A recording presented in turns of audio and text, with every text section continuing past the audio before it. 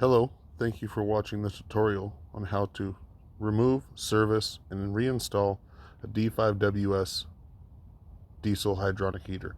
First, you'll need a 10mm socket. Remove the exhaust pipe. Next, you'll need a 5/16 or any other nut driver that fits, flathead screwdriver, to remove the intake pipe. Next, you will unplug the harness. 2 tabs will squeeze in.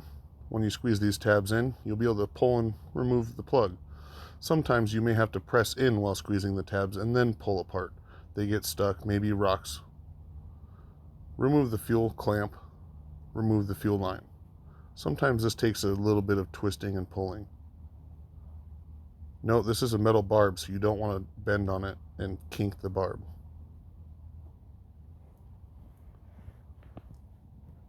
Next, you will remove the Allen bolt on the side of the furnace. This is the only bolt that holds the furnace to the frame. The standard Allen bolt that we use is a 5mm.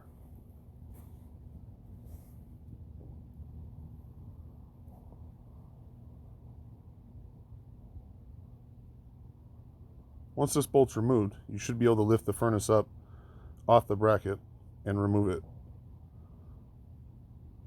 This should give you more access to the hoses above by dropping the furnace down a few inches. Remove these 2 lines, but before so, you may want to pinch them off so you don't lose the antifreeze in the system. Once you properly pinch them off, only a cup or so of fluid will come out when removing these hoses. Now that you've got the furnace out, you can examine it. Look at the serial number to verify that it is a D5WS, model number 252217.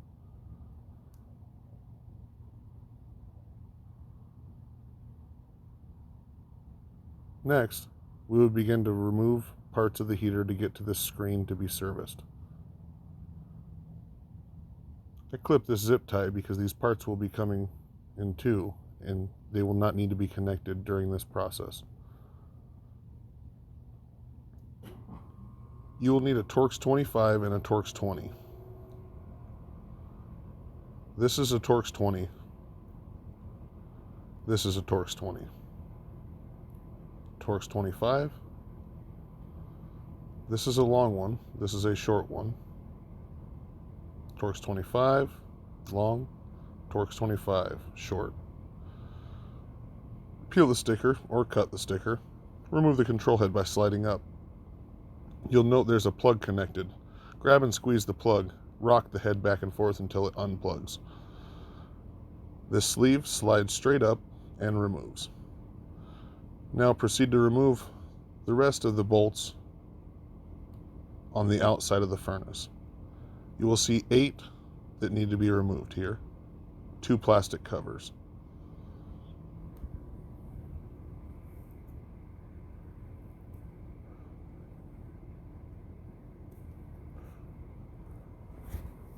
You will note the 4 on the first plastic cover are shorter in length than the second 4 on the second plastic cover. When removing this cover, pull directly up.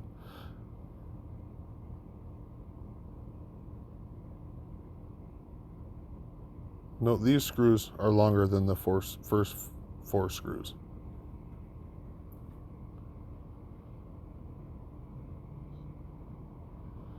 Pay close attention to this rubber gasket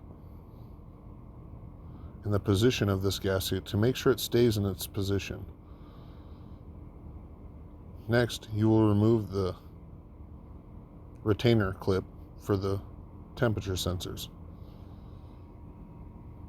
Remove the temperature sensors with a pair of needle nose pliers. Note this gasket here and this rubber grommet. It protects the wires from being chafed. You will remove the next 3 set of Torx 25 pan head screws. Remember to keep all your screws together so you know where they went. Split the case in half. This gasket would have to be removed. Sometimes you may have to use a scraper or a knife. This is your atomizer screen. It may be stuck. You may have to use a pair of pliers to get it out. Remove gasket, remove screen, Remove the O-ring. Clean the surface. Make sure the gasket surface is clean. Make sure the screen area is clean. Once this is done, we can go on to cleaning the burn chamber. This burn chamber should just pull out. Sometimes on units that are used, the burn chamber will stick to the fan assembly that we've already removed. Take a look down in the burn chamber. Is it filled with soot, carbon, buildup? And these holes should be nice clean holes. There's a hole here.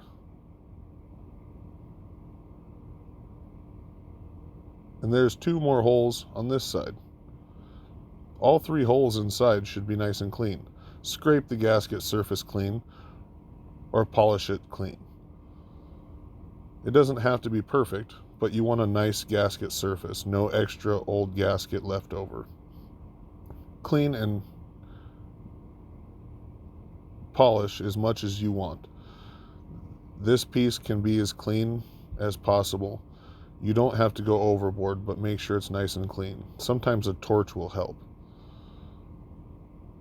Next, remove the gasket between the burn chamber and the heat exchanger body.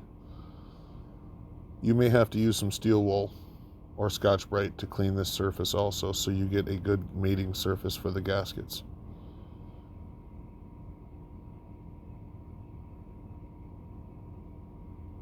Note, this is a brand new heater.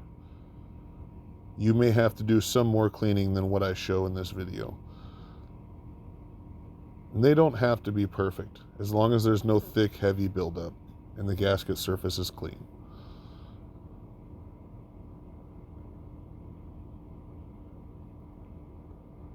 Now that we've got it all cleaned out, let's start back on reassembly.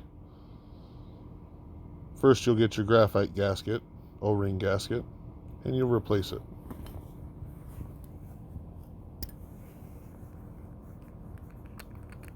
Once that's on, you'll note the notch in the burn chamber lines up with a notch in the heat exchanger body. When you insert the burn chamber, you should see that this notch seats in that notch. And when it does so, it'll set down into place properly. It has some play. That's okay.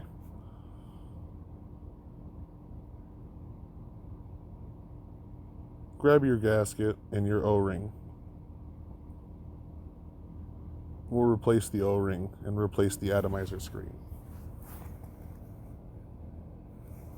The atomizer screen has a set of welds. This set of welds should be orientated so that they're facing away from the fuel inlet in this position.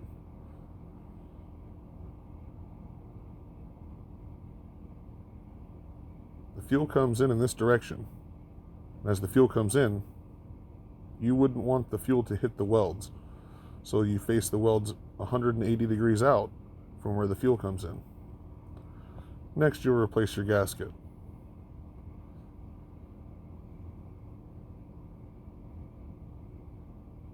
Now that you've got your gasket seated, everything looks proper, you will put the 2 components together. Make sure your gasket stayed seated and everything lines up properly.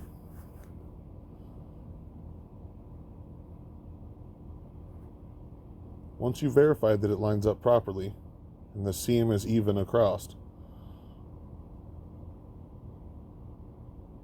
you will begin to replace the screws that you removed.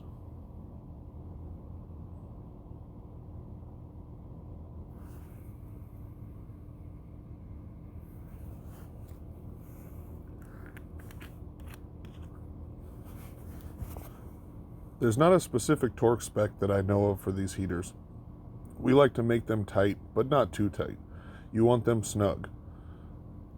You do not want these screws coming loose. You also do not need to use a big ratchet or impact gun to tighten them in.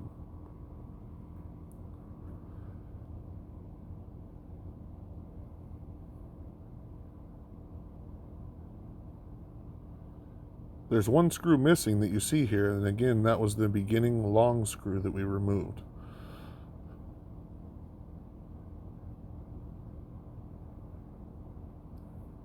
The wires that are hanging are wires that I removed to show a different component being removed in case the screen does not come out how it should. For that video, we will have it in the link.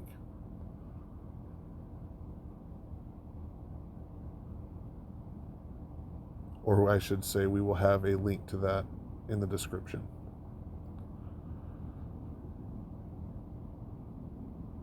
So if you pulled your screen out and it came out proper, you will not have to worry about removing any wires. It's always good to look at the pins and make sure all the pins are faced out and flush to the edge like they should be. Replacing this rubber grommet is very important. Note, this rubber grommet protects the wires from coming in contact with the metal case. Also, seals the air chamber around the fan, preventing air from leaking around the fan unit. Replace the retainer. Make sure you do not pinch the red wires in the retainer.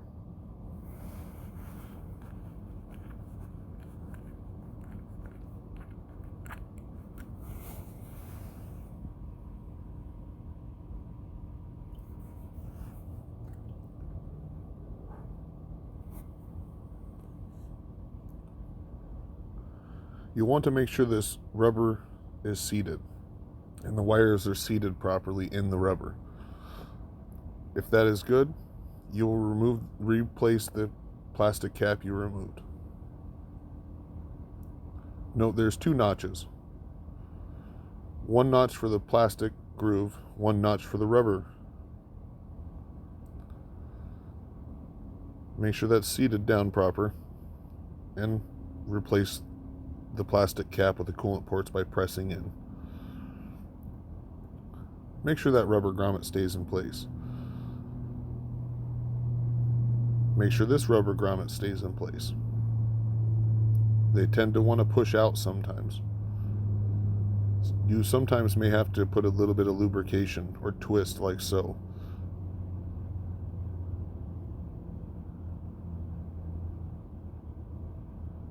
Make sure your rubber grommet lines up to the fan housing.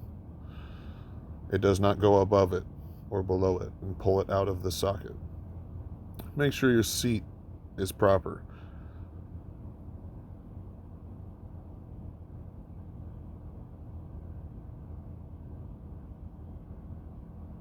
Short screws, long screws. Long screws in the thick case, short screws in the short case. By thickness, I mean the thickness of the case, not the size of the dimensions of the case. You'll note that the bottom half that I'm screwing in now is a very thin case. The top half that I'm screwing in now is a much thicker case, and that takes the longer of the 4 screws.